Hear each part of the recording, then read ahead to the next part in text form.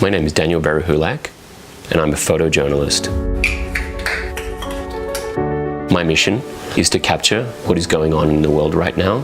Classic point-and-shoot digital cameras were an integral part of society for the better part of 2 decades, and most of us remember having a digital camera at some stage. Priceless, captured, everlasting moments from the personal lives of many people around the world are all owed to one device. When digital photography first started, it was all about who could build the camera with the highest resolution, the highest megapixel count. Has the megapixel race ended? Has it stopped at 24 megapixels? But there are also offerings in excess of 50 plus megapixels, so that begs the question, how important are megapixels really?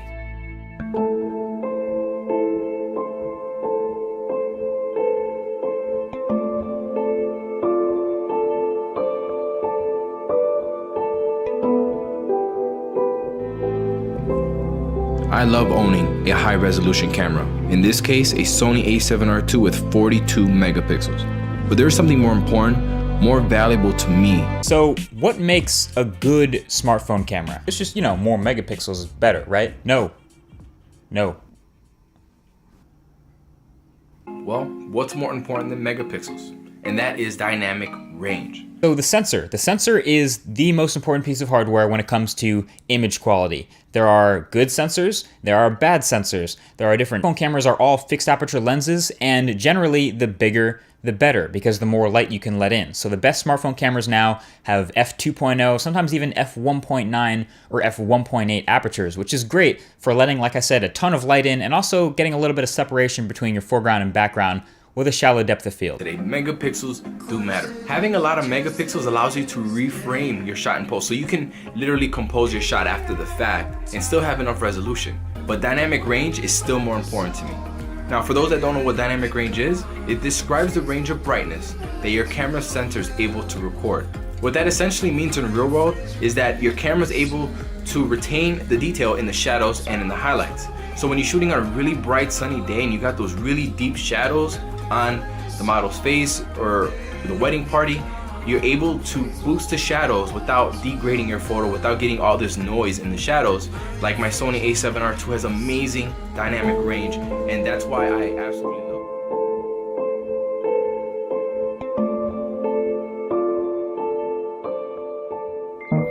it. The first commercially successful digital camera was a Casio camera.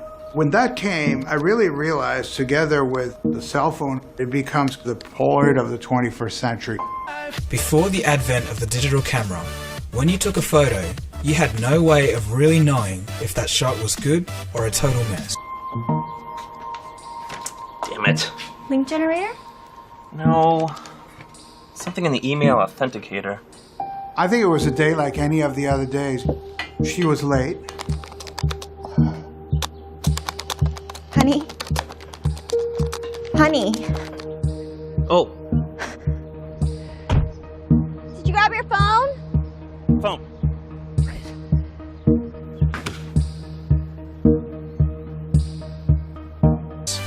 Once you'd taken the shots that you needed, you had to send your images off to a physical Photoshop. And then you had to wait to get the film developed. The digital camera was a silent revolution in of itself.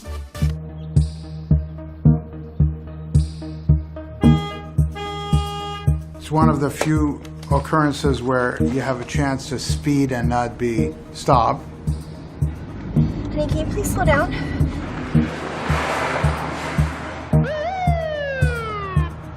License and registration, please. So I explained to the officer that we were going to labor.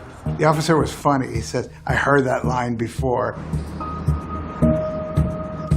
This is 1997. The maternity doesn't have Wi-Fi, doesn't exist yet. If I wanted to share pictures instantly, I need to be able to talk to this phone physically. Of course, there was the Polaroid to see images instantly, but it was really digital photos that were a new type of creation, immortalized in ones and zeros. And then there's this eureka moment. How's it going? Don't have the right cable. Do you have your soldering iron? What? I went down 2 flights of stairs and basically ripped up the whole speakerphone from the car.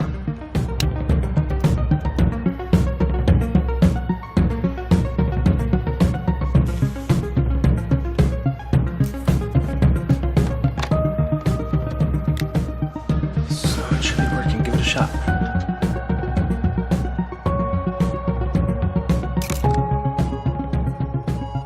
I had the laptop on a desk that was next to the C-section operating table. I had a long wire that connected the camera to it, and the laptop was connected to the server that was in my kitchen.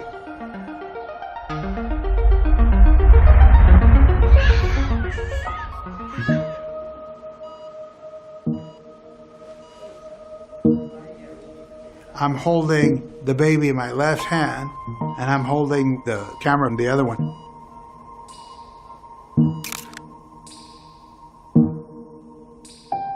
It went out to about 2,000 people, friends and family and business connections. Point, shoot, and share instantly. I start getting emails. How do you do that? The date says that your daughter was born like 15 minutes ago, and I just got that. 97 emails, all from that one photo.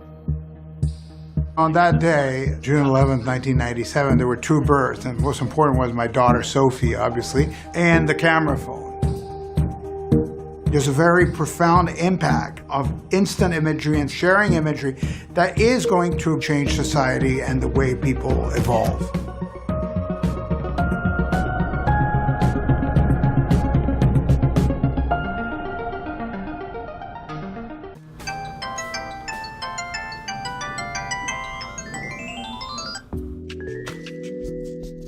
Depending on who you ask, the first camera phone was released in 2000 in either South Korea or Japan. Many claim the Samsung SCH V200 was first, but it was technically a separate camera and phone housed together in one body. You couldn't send photos electronically and could only retrieve them by hooking up the phone to a computer. The Sharp JSH04 was released 5 months later in Japan, but was the first phone to have an integrated camera. It had a .11 megapixel sensor and was able to send photos electronically. A 2001 BBC News article produced some interesting comments about the future of cameras in cell phones.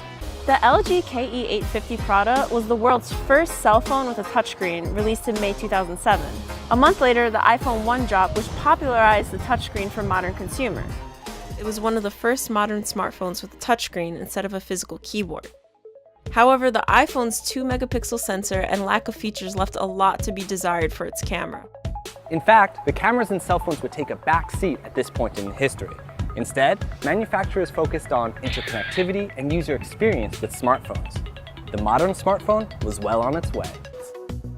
March 2013 brought us the HTC One M7, which had a custom image sensor branded as UltraPixel. UltraPixel technology approximately doubled the individual pixel size of its competitors, meaning increased dynamic range and superior low-light capability. It also had an optical image stabilizer, its own dedicated imaging chip, HDR video recording, and slow-motion video. So what did this mean? The public was sort of finally done with its obsession over high megapixel counts. Phone manufacturers were focusing on improving the camera's sensors and software as consumers became educated on what megapixels were and how they actually affected image quality.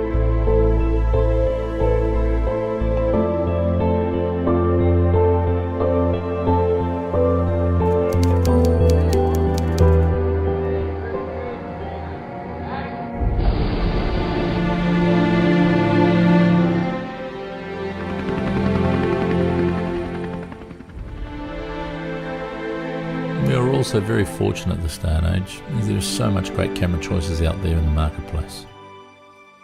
So why did I choose Red?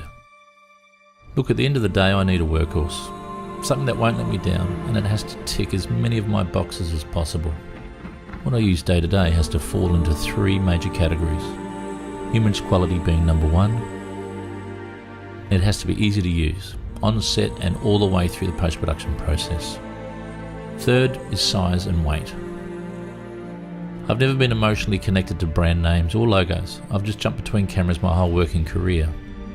always in search of something that can deliver a better image in the least time possible. So my reason for using red cameras is purely logical. Speed and performance are the two things that will give me a creative edge. It's as simple as that.